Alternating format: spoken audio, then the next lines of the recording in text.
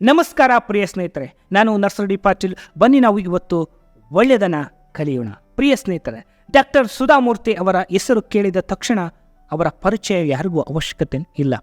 ಅತ್ಯಂತ ಮಹಾನ್ ಸಾಧನೆಗೈದ ಇನ್ಫೋಸಿಸ್ ಫೌಂಡೇಶನ್ ಮುಖಾಂತರವಾಗಿ ನಮ್ಮ ದೇಶದ ಕೀರ್ತಿಯನ್ನು ಜಗತ್ತಿಗೆ ಪರಿಚಯಿಸಿದ ಮಹಿಳೆ.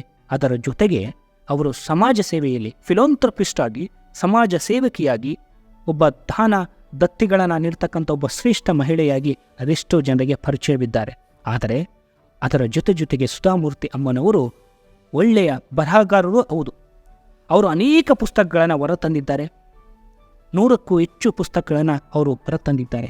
ಆ ಪುಸ್ತಕಗಳು ಕನ್ನಡ, ಇಂಗ್ಲಿಷ್, ತಮಿಳು, ಜಗತ್ತಿನ ಬಹುತೇಕ ಭಾಷೆಗಳಿಗೆ ಭಾಷಾಂತರಗೊಂಡಿವೆ. ಅಂಥವುಗಳಲ್ಲಿ ಗುಟ್ಟೊಂದು ಹೇಳುವೆನು, ಡಾಲರ್ ಸೊಸೆ, ಮಹಾಶ್ವೇತೆ, ಪರದಿ, ಹೀಗೆ ಅನೇಕ ಕೃತಿಗಳನ್ನು ಅವರು ಹೊರತಂದಿದ್ದಾರೆ.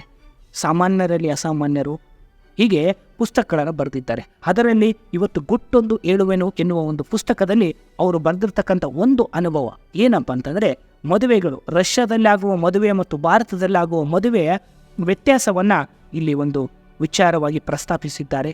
ರಷ್ಯಾದಲ್ಲೊಂದು ಮದುವೆ ಅನ್ನುವ ಶೀರ್ಷಿಕೆಯಲ್ಲಿ ರಷ್ಯಾದಲ್ಲಿ ಮದುವೆಯಾದ ನವದಂಪತಿಗಳು ಅವರು ಪ್ರದೇಶವನ್ನು ನೋಡಲಿಕ್ಕೆ ಹೋಗಿರ್ತಾರೆ. ಅಲ್ಲಿ 1945 ಮಹಾಯುದ್ಧದ ಸಂದರ್ಭದಲ್ಲಿ ಮಡಿದ ವೀರ ಯೋಧರ ಒಂದು ಸವಿನೆನಪಿಗಾಗಿ ಒಂದು ಗ್ರೇವ್ ಯಾರ್ಡ್ ಅಂತಂದರೆ ಒಂದು ಘಾಟ್ ಅಂತ ನಾವು ಕರಿತೀವಿ, ಈ ಶಕ್ತಿ ಘಾಟ್ ಅಂತೇನೋ, ಈ ರೀತಿ ಅನೇಕ ನಾಯಕರುಗಳು ಮಡಿದಾಗ ಅವರ ಜಾಗವನ್ನು, ಉಳಿದ ಜಾಗವನ್ನು ಒಂದು ಘಾಟ್ ಅಂತ ಹೆಸರಿಟ್ಟು ಕರಿತೀವಿ. ಅದೇ ರೀತಿಯಾಗಿ ಆ ಶವ ಸಂಸ್ಕಾರ ಮಾಡಿದ ಪುಣ್ಯ ಸ್ಥಳಗಳಲ್ಲಿ ಅಂಥದ್ದೇ ಒಂದು ಜಾಗ ಅಲ್ಲಿ ರಷ್ಯಾದಲ್ಲಿ ಒಂದಿತ್ತು, ಮಾಸ್ಕೋ ನಗರದಲ್ಲಿ. ಅಲ್ಲಿರ್ತಕ್ಕಂಥ ಮದುವೆಯಾದ ನವದಂಪತಿಗಳು ಚರ್ಚಿನಿಂದ ಹೊರಗಡೆ ಬಂದವರು ಅಲ್ಲಿ ನಮಸ್ಕರಿಸಿ, ಅಲ್ಲಿಯ ಒಂದು ಗ್ರೇವ್ ಯಾರ್ಡ್ಗಳಲ್ಲಿ ನಮಸ್ಕರಿಸಿ ಅಲ್ಲಿ ಒಂದು 10 ನಿಮಿಷ ಕಾಲ ಪ್ರೇಯರನ್ನು ಮಾಡ್ತಾಯಿದ್ರು.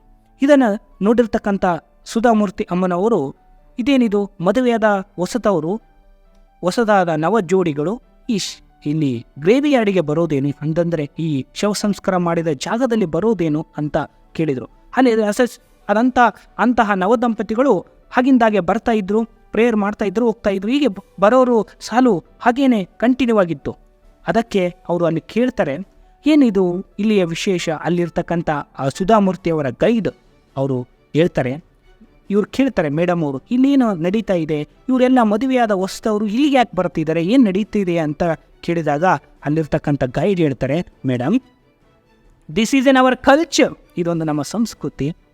ಮದುವೆಯಾದ ಹೊಸತರ ನಂತರ ಅವರು ದೇವರ ಹತ್ರ ಆಶೀರ್ವಾದ ಎಷ್ಟು ಮುಖ್ಯವೋ ಅಷ್ಟೇ ನಮ್ಮ ಪೂರ್ವಜರ ಸೇವೆಯನ್ನು ಗೌರವಿಸುವುದು, ನಮ್ಮ ಒಂದು ಉಳಿವಿಗಾಗಿ ಅವರ ಪ್ರಾಣವನ್ನು ತ್ಯಾಗ ಮಾಡಿರ್ತಕ್ಕಂಥ ಸೈನಿಕರು, ಗ್ರೇವ್ ಯಾರ್ಡ್ ಇದು, ಸೈನಿಕರ ಒಂದು ಶವ ಪುಣ್ಯ ಸ್ಥಳವಿದು. ಹಾಗಾಗಿ ಇಲ್ಲಿಗೆ ಬಂದು ಪ್ರತಿ ನವದಂಪತಿಗಳು, ಅವ್ರು ಎಲ್ಲೇ ಇರ್ಬೋದು, ರಷ್ಯಾದ ಯಾವುದೇ ಮದುವೆ ಆಗಿರ್ಬೋದು, ಅವರು ಹತ್ತಿರದ ಯಾವುದಾದ್ರೂ ಒಂದು ಸೈನಿಕರು ಉಳಿರ್ತಕ್ಕಂಥ ಪುಣ್ಯ ಸ್ಥಳಗಳಿಗೆ ಹೋಗಿ ಅಲ್ಲಿ ಪ್ರೇಯರನ್ನು ಮಾಡೋದು ನಮ್ಮ ಸಂಸ್ಕೃತಿ ಅಂತ ಹೇಳ್ತಾರೆ. ಅದಕ್ಕೆ ಸುಧಾಮೂರ್ತಿ ಅವರು ನೆನಪು ಮಾಡಿಕೊಳ್ತಾರೆ, ನಮ್ಮ ದೇಶದಲ್ಲೂ ಸೈನಿಕರಿಗೂ ಕೂಡ ನಾವು ಜೈ ಜೈಕಾರ ಹೇಳ್ತೀವಿ. ಆದರೆ ಶವ ಸಂಸ್ಕಾರದ ನಂತರ ಅವರ ಗುರುತು, ಅವರ ಹುಟ್ಟು ಎಲ್ಲವೂ ಮರ್ತು ಹೋಗ್ಬಿಡುತ್ತೆ. ಎಲ್ಲೋ ಹೆಸರಿಗಷ್ಟೇ ಇಬ್ಬರದೋ ಒಂದು ಪುತ್ಥಳಿಯನ್ನು ನಿರ್ಮಿಸಿ ಅದಕ್ಕೆ ವರ್ಷಕ್ಕೊಮ್ಮೆ ಕೂಡ ಅದಕ್ಕೆ ಒಂದು ಹೂವಿನಾರ ಹಾಕುವ ಒಂದು ಮನಸ್ಸಾಗಲಿ, ಪ್ರಾರ್ಥಿಸುವ ಮನಸ್ಸಾಗಲಿ ಯಾರಿಗೂ ಇರೋದೇ ಇಲ್ಲ. ಅಂಥ ಸಂದರ್ಭದಲ್ಲಿ ಸುಧಾಮೂರ್ತಿಯವರು ಹೇಳ್ತಾರೆ, ನಮ್ಮ ದೇಶದಲ್ಲಿ ಕೂಡ ಇಂಥ ಒಂದು ಸಂಪ್ರದಾಯ ಇತ್ತಂದರೆ ಎಷ್ಟು ಚೆನ್ನಾಗಿತ್ತಲ್ಲ ಅಂಥೇಳಿ ಒಂದು ಓದುಗರ ಮುಂದೆ ಪ್ರಶ್ನೆಯನ್ನು ಕೇಳ್ತಾರೆ. ಹೌದಲ್ವೇ? ನಮಗಾಗಿ, ದೇಶಕ್ಕಾಗಿ, ನಮ್ಮ ಒಂದು ಒಳಿತಿಗಾಗಿ ತಮ್ಮ ಪ್ರಾಣವನ್ನೇ ಒತ್ತೆ ಇಟ್ಟು ಹೋರಾಡಿ ಪ್ರಾಣ ತೆತ್ತ ಅದೆಷ್ಟೋ ಸೈನಿಕರನ್ನು ನೆನಪಿಸಿಕೊಳ್ಳುವ ಪರಿ ಈ ಒಂದು ಕೃತಿಯಲ್ಲಿ, ಈ ಒಂದು ಶೀರ್ಷಿಕೆಯಲ್ಲಿ ಸುಧಾಮೂರ್ತಿಯವರು ಹಂಚಿಕೊಂಡಿದ್ದಾರೆ.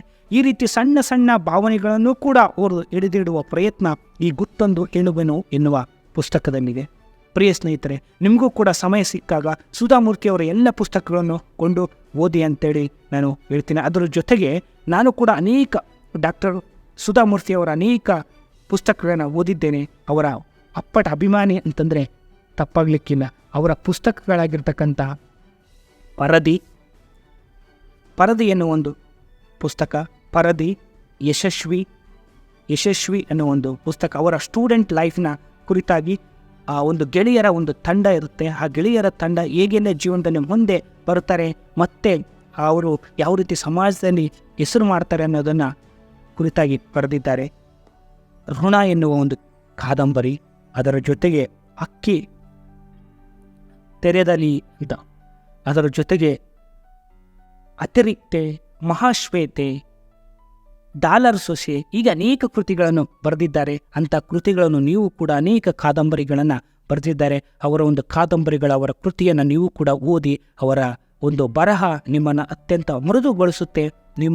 ನಿಮಗೊಂದು ಹೊಸದಾದ ಸ್ಫೂರ್ತಿ, ಹೊಸದಾದ ಚೈತನ್ಯವನ್ನು ತಂದುಕೊಡುವಲ್ಲಿ ಎರಡು ಮಾತಿಲ್ಲ ಎನ್ನುವ ಮಾತಿನೊಂದಿಗೆ ನಮಸ್ಕಾರ. ಸರ್ವೇ ಜನೋ ಸುಖಿನೋ ಭವಂತು.